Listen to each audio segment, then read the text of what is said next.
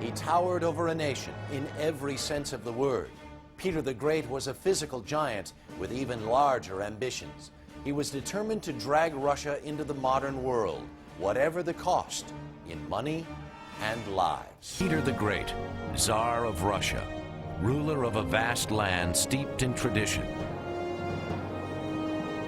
Tradition he was determined to shatter as quickly as possible.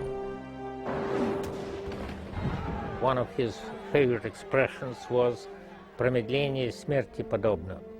Delay is like death. He wanted to destroy the old order and establish new.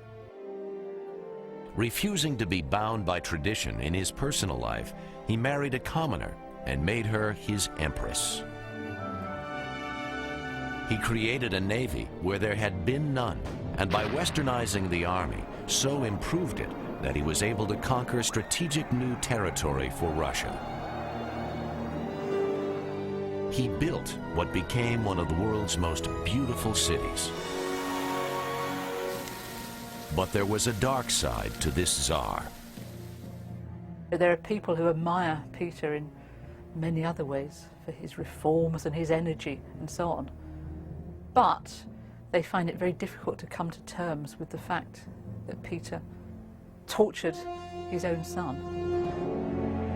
The complexities and contradictions of Peter's character and the sheer scope and adventure of his life have fascinated generation after generation for nearly 300 years.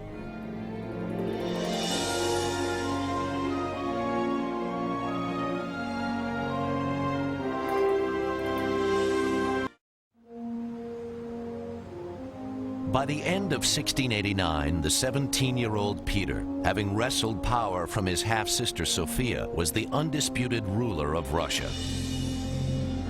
There had never been a Tsar quite like him. Nearing his full adult height, 6 feet 7 inches, he was unusually tall and strangely lean. Throughout this period, Peter also set about imposing changes inspired by his European travels.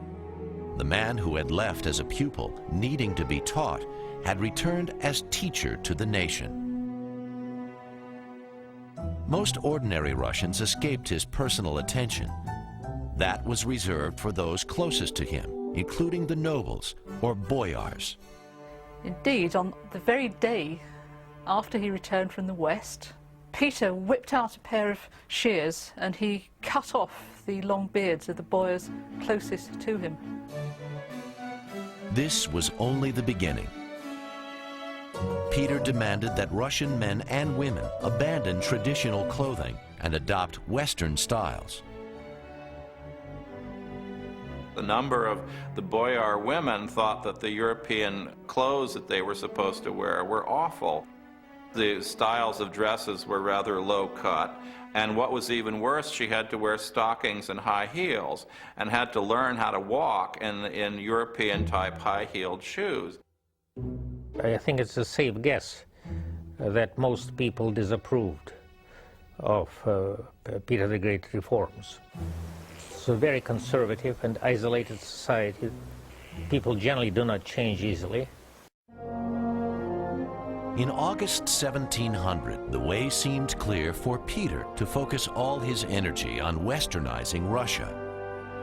He had rooted out and destroyed his enemies at home and forged a peace agreement with his foreign enemy, the Turks.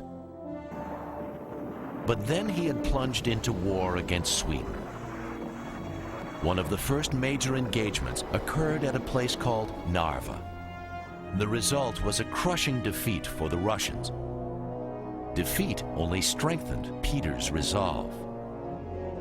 One of his favorite expressions was "Промедление смерти подобно." Delay is like death. He meant by that the fact that unless the army was brought up to modern conditions, Russia would be destroyed. The continued modernization of the army and the enlarging of the navy began to produce results. 3 years after the defeat at Narva, the Russians captured a small fortress on the Baltic. Here, Peter began to build his new port and a city with a European name rather than a Russian one. Not Petrograd, but St. Petersburg, after his patron saint. Although St. Petersburg would ultimately become one of the world's great cities, its early prospects were not promising. Much of the shoreline was swamp, the islands low-lying. To build it, Peter commanded that thousands of Russians be drawn from other parts of the country. Many would never return home, but Peter was Tsar and had to be obeyed. It was compulsory. People were sent to build, and they died like flies, especially because of epidemics, disease, horrible climate. Building St. Petersburg meant more casualties, more deaths, more dead than any battle.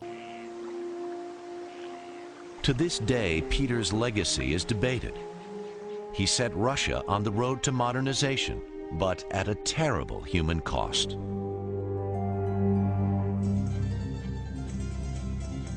After Peter's death, various versions of a woodblock caricature began to circulate.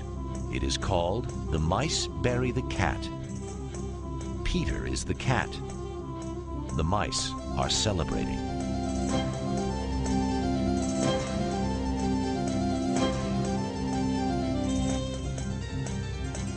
Almost certainly, Peter would not have been surprised at this response, but he looked elsewhere for judgment.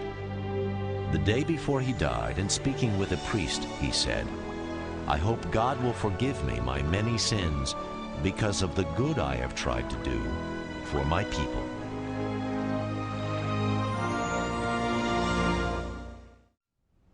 How influential was Peter? One measure is a statistic compiled by Lindsay Hughes, who appeared in our biography. While researching her book, Russia in the Age of Peter the Great, Hughes discovered that more than 3,000 new words entered the Russian language during Peter's reign. They were words needed for math, shipbuilding, and medicine. True evidence of a cultural revolution. That revolution will be celebrated in St. Petersburg in 2003, 300 years after the city was founded by Peter the Great. And if you're fond of this statue of Peter, you may want to know it's a 19th century work made of bronze, and it carries a price tag of about $50,000.